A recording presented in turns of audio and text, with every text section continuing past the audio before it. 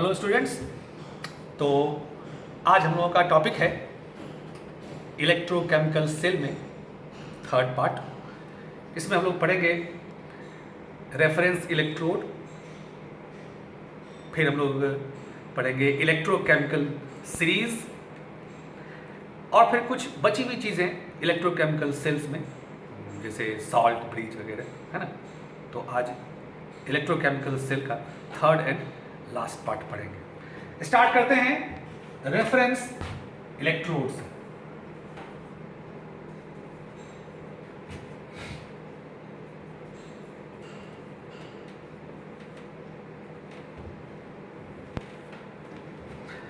हम लोगों ने पिछले क्लासेस में समझा स्टैंडर्ड ऑक्सीडेशन पोटेंशियल जो आपके ऑक्सीडेशन हाफ सेल में होता है, स्टैंडर्ड रिडक्शन पोटेंशियल जो कि रिडक्शन हाफ सेल में होता है। ऑलराइट, इन दोनों हाफ सेल्स का अपना अपना पोटेंशियल होता है और फिर इन दोनों हाफ सेल्स पोटेंशियल का जो डिफरेंस है, जो उसका अंतर है, वो आपका होता है ईएमएफ या सेल पोटेंशियल या सेल वोल्टेज। ठीक है ना, ये हम लोगों ने सीखा। अब सोचिए, जो हाफ सेल्स हैं आपके, oxidation half cell, reduction half cell, ये ऑक्सीडेशन, ये रिडक्शन, और फिर यहां से इलेक्ट्रोड है। हम लोगों ने लिया था स्टैंडर्ड, जब यहां जिंक था वो कॉपर, और फिर यहां पे गैल्वेनोमीटर है वोल्टेज मेजर करने के लिए। ऑलराइट, अब सोचिए, जब ये दोनों सेल इन ऑपरेशन होंगे, सेल आपका जब स्टार्ट होगा, तो इन दोनों हाफ सेल पोटेंशियल का डिफरेंस आपको यहां दिखाई पड़ेगा। मान लीजिए कि ये x वोल्ट है, स्टैंडर्ड सेल पोटेंशियल। अगर आपका सेल स्टैंडर्ड कंडीशन में है, आपको सिर्फ ये वैल्यू, प्रैक्टिकल वैल्यू पता होगा। इस हाफ सेल में जो पोटेंशियल है ये कितना है आपको नहीं पता। इसमें कितना है, इस हाफ सेल में पोटेंशियल हमें नहीं पता, क्योंकि इसे अलग अलग मेजर तो कर ही नहीं सकते ना। अगर इसको आप सेपरेट कर ले, सिर्फ हाफ सेल आप ले लें, तो इसमें जो पोटेंशियल होगा इसे मेजर करने का हमारे पास कोई तरीका नहीं है। और दूसरी चीज कि जब तक आप इसको इस हाफ सेल से ऐड नहीं करेंगे, जोड़ेंगे नहीं, तब तक ये काम भी नहीं करेगा। मतलब ये कि हमें इन दोनों को कनेक्ट करना ही पड़ेगा, और कनेक्ट करने के बाद हमें यहां गैल्वेनोमीटर दिखाएगा सेल पोटेंशियल या स्टैंडर्ड सेल पोटेंशियल। इन दोनों हाफ सेल्स का अपना अपना कितना पोटेंशियल है हमें नहीं पता। मान लीजिए कि ये 2 वोल्ट है डिफरेंस, तो हो सकता है कि ये 5 वोल्ट है, ये 3 वोल्ट है, या फिर ये भी हो सकता है कि ये 10 वोल्ट है और ये 8 वोल्ट है। ये भी हो सकता है कि ये 3 वोल्ट है, ये 1 वोल्ट है। इन दोनों की वैल्यूज कितने हैं किसी को नहीं पता, और पता हो भी नहीं सकता, क्योंकि बगैर इन दोनों को कनेक्ट किए सेल तो काम करेगा, और जब कनेक्ट करेंगे तो आपको सिर्फ ये मिलेगा। ऑलराइट, तो जब हमें अलग अलग नहीं पता है, तो फिर हम लोग वो वैल्यूज जो न्यूमेरिकल्स में यूज करते हैं वो कहां से आते हैं। जब पता ही नहीं है तो वैल्यू कहां से आते हैं। तो वो सारे वैल्यूज हम लोग रेफरेंस इलेक्ट्रोड से कैलकुलेट करते हैं। तो रेफरेंस इलेक्ट्रोड की क्या जरूरत है, आई बात समझ में? तो इसकी जरूरत है to calculate standard electrode potential of half cell with the help of standard reference electrode. Alright, अब स्टैंडर्ड जो रेफरेंस इलेक्ट्रोड है वो बहुत वेराइटीज के होते हैं। एक आपका हाइड्रोजन इलेक्ट्रोड है, दूसरा आपका कैलोमेल इलेक्ट्रोड है, आपका सिल्वर इलेक्ट्रोड भी है सिल्वर नाइट्रेट के साथ, कई सारे रेफरेंस इलेक्ट्रोड्स हैं। उस इन सब में से जो सबसे इंपॉर्टेंट है, मोस्ट कॉमन जो आप लोग को पढ़ना है in detail, that is standard और नॉर्मल हाइड्रोजन इलेक्ट्रोड। इसे हम लोग बोलते हैं SHE और NHE। तो आइए हम लोग पढ़ते हैं इन डिटेल SHE और NHE।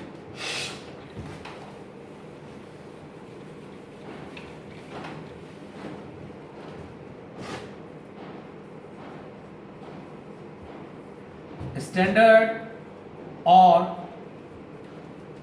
नॉर्मल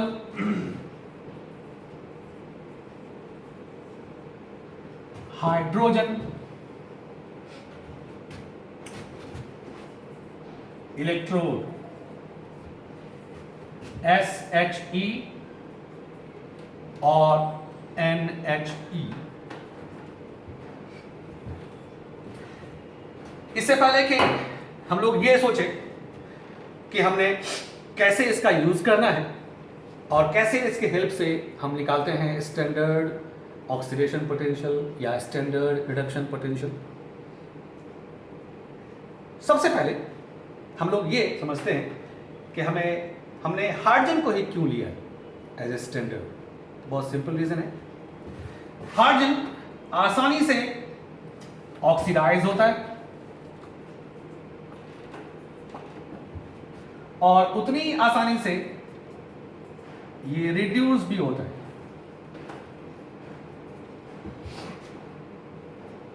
मतलब इसमें इलेक्ट्रॉन लूजिंग इलेक्ट्रॉन गेनिंग दोनों कैपेसिटीज हैं। तो जब ये इक्वेशन होगा तो हम इसका यूज करेंगे एज ऑक्सीडेशन इलेक्ट्रोड,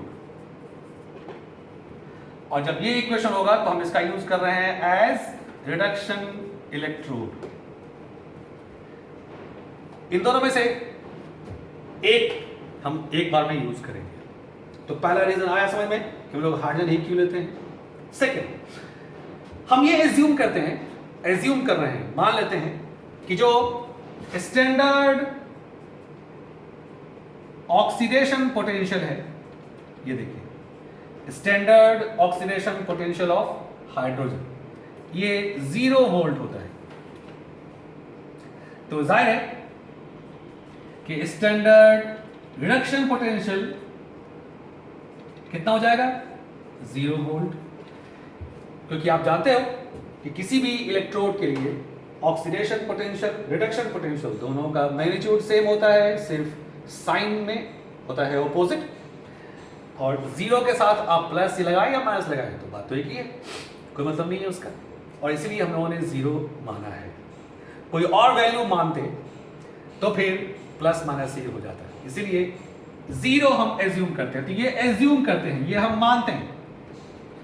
याद रखना है किसी भी इलेक्ट्रोड का पोटेंशियल 0 नहीं हो सकता, हमने यहाँ 0 माना है ताकि आपको कैलकुलेशन करने में आसानी हो, प्लस माइनस के टेंशन से आपको मुक्ति मिल जाए, है ना। तो ये दो चीज ध्यान रखनी है, ऑक्सीडेशन इलेक्ट्रोड रिडक्शन इलेक्ट्रोड जब जिसकी जरूरत पड़ेगी हम यूज करेंगे, और हाइड्रोजन का पोटेंशियल हो गया स्टैंडर्ड पोटेंशियल 0 वोल्ट, ऑक्सीडेशन भी रिडक्शन भी। ऑलराइट, अब समझिए कि SHE NHE का सिंपल कंस्ट्रक्शन क्या होता है। तो हम एक कंटेनर लेते हैं, उसमें एक ग्लास बॉक्स ले लेंगे,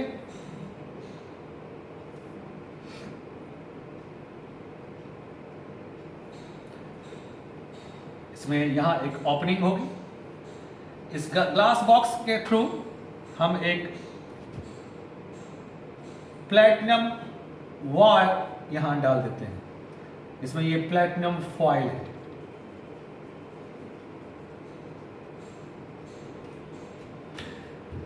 अब क्या करेंगे कि इसमें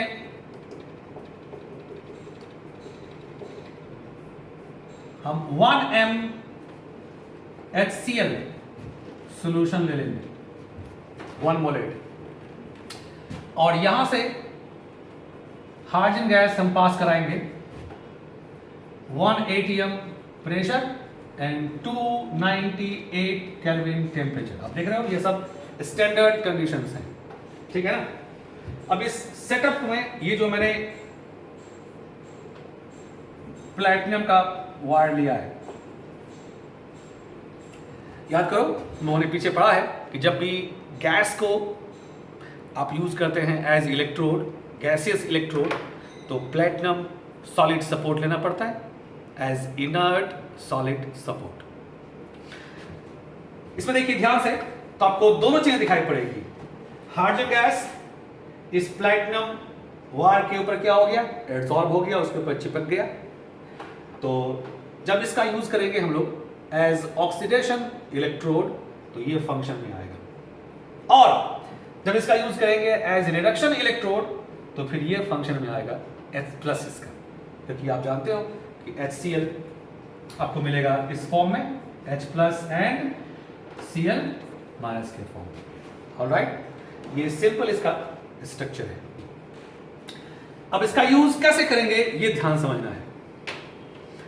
अगर आपको किसी ऐसे एलिमेंट का निकालना है स्टैंडर्ड पोटेंशियल, ऑक्सीडेशन या रिडक्शन, जो हाइड्रोजन से ज्यादा इलेक्ट्रोपॉजिटिव है, मोर इलेक्ट्रोपॉजिटिव है, like sodium, potassium, magnesium, calcium, zinc, ये सब में से किसी का अगर निकालना है स्टैंडर्ड इलेक्ट्रोड पोटेंशियल, तो उस केस में जिस मेटल का आपको निकालना है पोटेंशियल उसे बनाएंगे ऑक्सीडेशन इलेक्ट्रोड, मतलब उसको रखेंगे लेफ्ट साइड में बाईं तरफ, और ये जो SHE या NHE है उसको रख लेंगे दाईं तरफ। आई बात समझ में? जैसे फॉर एग्जाम्पल देखिए, अगर आपको मान लीजिए जिंक का निकालना है स्टैंडर्ड ऑक्सीडेशन पोटेंशियल, ऑलराइट, और आप जानते हैं कि जिंक हाइड्रोजन से मोर इलेक्ट्रोपॉजिटिव है, ऑलराइट, तो उसके इसमें जिंक इलेक्ट्रोड कहाँ होगा, आपके लेफ्ट साइड, और ये जो है SHE ये कहाँ होगा, राइट साइड, और उसके इसमें ये बिहेव करेगा एज रिडक्शन इलेक्ट्रोड और जिंक बिहेव करेगा एज ऑक्सीडेशन इलेक्ट्रोड। ऐसे देखिए, ये गैल्वेनोमीटर है,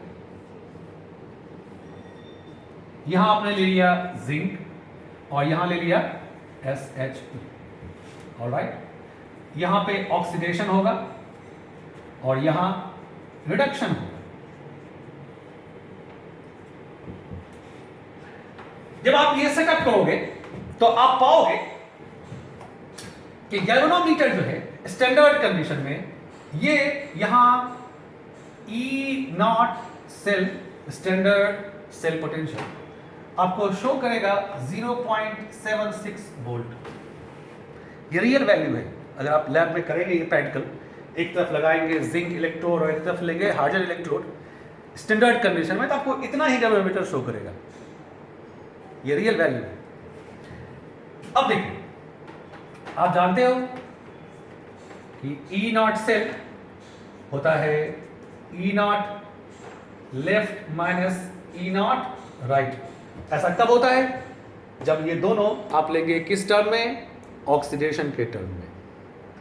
अगर आप लेंगे रिडक्शन के टर्म में तो फिर क्या हो जाएगा? राइट माइनस लेफ्ट, ठीक है ना। तो ये देखिए, ये हो गया जिंक टू जिंक 2+, और राइट में तो आपका हाइड्रोजन है जिसका उन्होंने मान लिया है 0 वोल्ट, और ये आपने कितना देखा है? ये पहले वैल्यू 0.76 वोल्ट। तो E0 Zn to Zn2+ standard oxidation potential of zinc, ये कितना हो गया? 0.76 वोल्ट। यही हम लोग यूज करते हैं ना, ये वैल्यू इस तरह से आता है।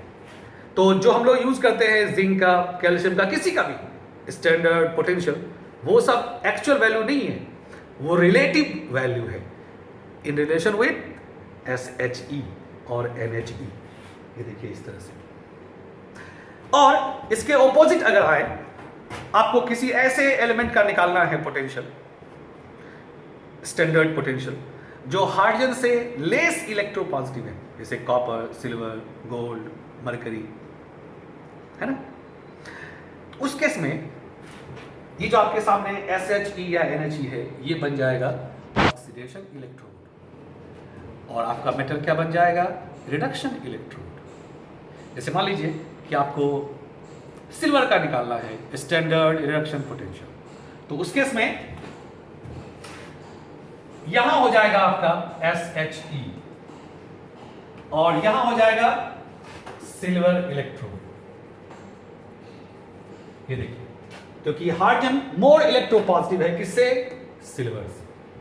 तो इस केस में जब आप ये सेटअप करोगे तो आप पाओगे कि जो गैल्वेनोमीटर है वो शो करेगा 0.80 वोल्ट। ये रियल वैल्यू है, प्रैक्टिकल वैल्यू है। तो इस केस में E0 सेल आप लिखोगे E0 right minus E0 left. क्योंकि हमें निकालना है standard reduction potential of silver. तो ये हो गया E0 Ag plus two Ag, left में तो SHE है, इसका हो गया 0, और आपका गैल्वेनोमीटर क्या कह रहा है? E0 सेल है 0.80। तो ये देखिए E0 Ag plus two Ag कितना हो गया? 0.80 वोल्ट। तो जो स्टैंडर्ड रिडक्शन पोटेंशियल हम लोग निकालते हैं सिल्वर का 0.80 वोल्ट, एक्चुअली ये वैल्यू रिलेटिव वैल्यू है इन रिलेशन विद SHE। जब हम SHE को मानते हैं 0 वोल्ट तब ये वैल्यू इतना होता है। आई बात समझ में? ये है एप्लीकेशन स्टैंडर्ड रिडक्शन पोटेंशियल का, जिसके सहारे हम लोग निकालते हैं सारे वैल्यूज, जितने भी स्टैंडर्ड इलेक्ट्रोड पोटेंशियल्स हैं, चाहे वो ऑक्सीडेशन के टर्म में हो या फिर रिडक्शन के टर्म में हो। अब जब आप ये सारे वैल्यूज निकाल लेंगे सभी एलिमेंट्स के, मेटल नॉन मेटल सबका, तो फिर हम एक सीरीज बनाते हैं, रिएक्टिविटी सीरीज। हम लोगों ने क्लास 11 में भी पढ़ा है उसको, रेडॉक्स रिएक्शन चैप्टर में, इलेक्ट्रोकेमिकल सीरीज। वो सीरीज इसी पर बेस्ड है ना? हम लोगों ने पढ़ा भी है, और जब मैं आपको नोट्स दे दूंगा तो वो पूरा सीरीज में आपको फिर से वो जो टॉपिक था वो फिर से मैं आपको रिवाइज कर दूंगा। सिंपल है, तुम लोगों को याद भी होगा, फिर भी मैं उसको आपको नोट्स के फॉर्म में दे दूंगा। वो सारा सीरीज आपको इसी के बेस पर बनता है, ठीक है ना? अब इसमें एक लास्ट छोटा सा टॉपिक है लेकिन इंपॉर्टेंट है, और वो है सॉल्ट ब्रीज।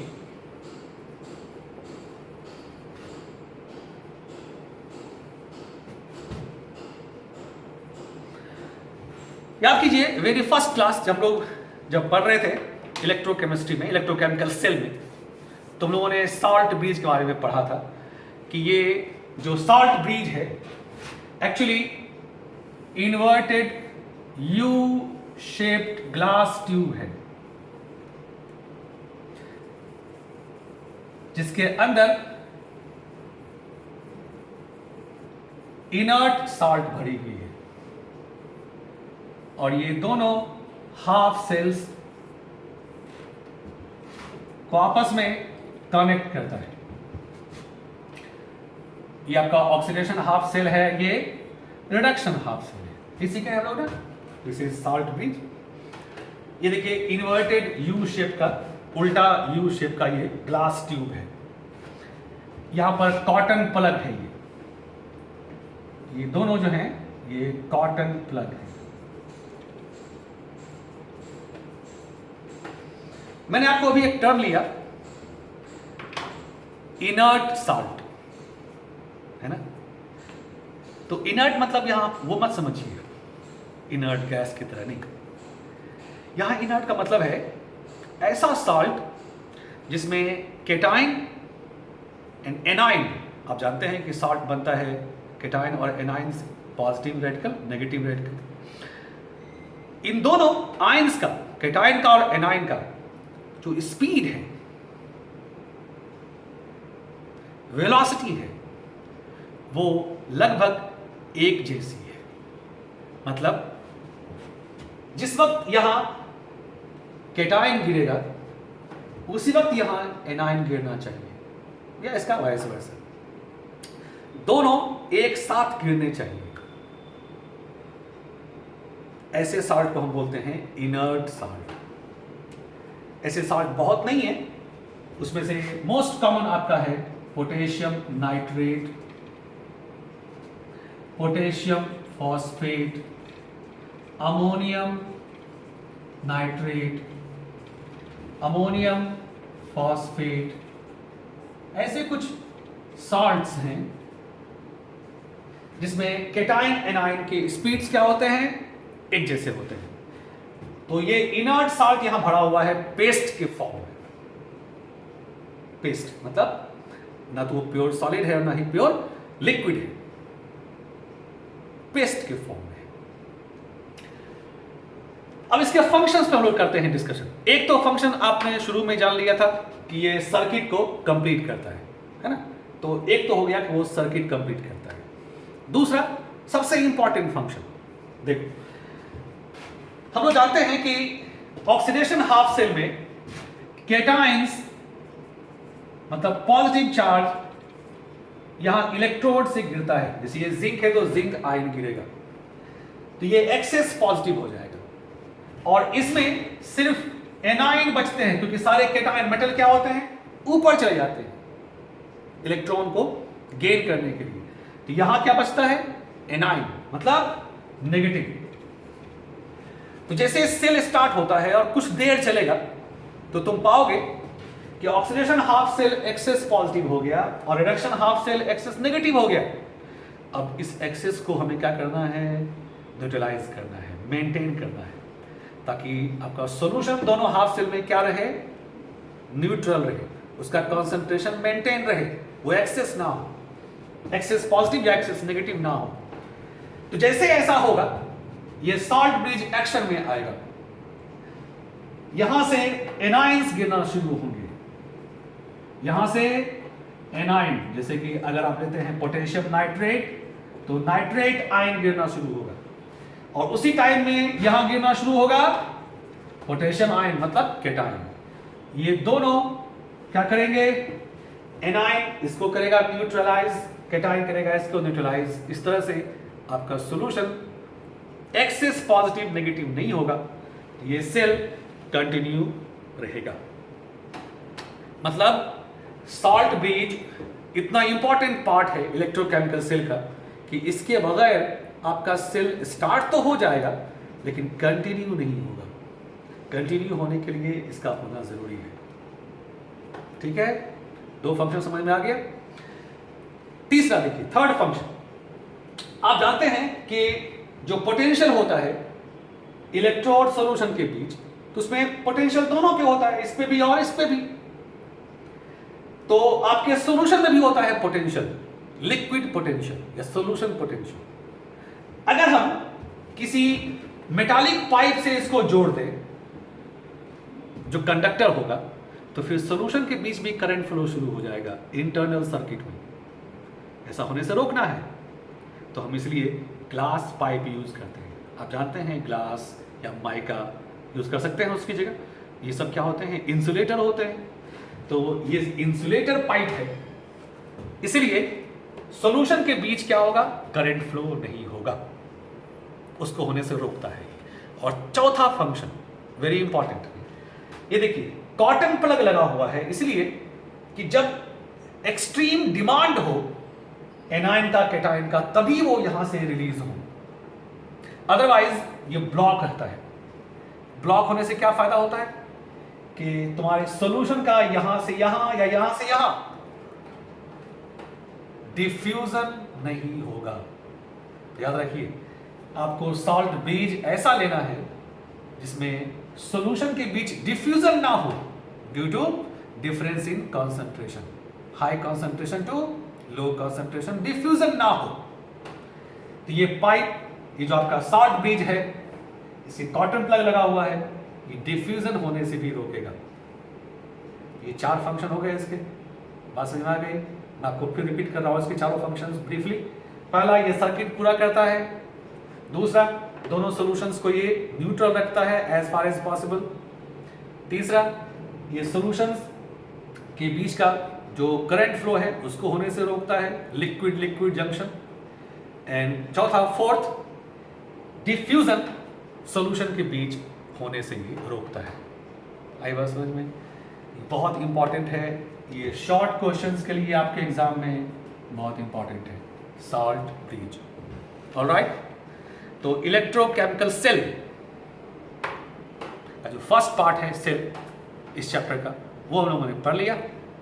नेक्स्ट क्लास में, नेक्स्ट वीडियो में मैं आपको दूंगा सेकेंड पार्ट, यहां से शुरू करेंगे हम लोग, दैट इज इलेक्ट्रोलाइसिस।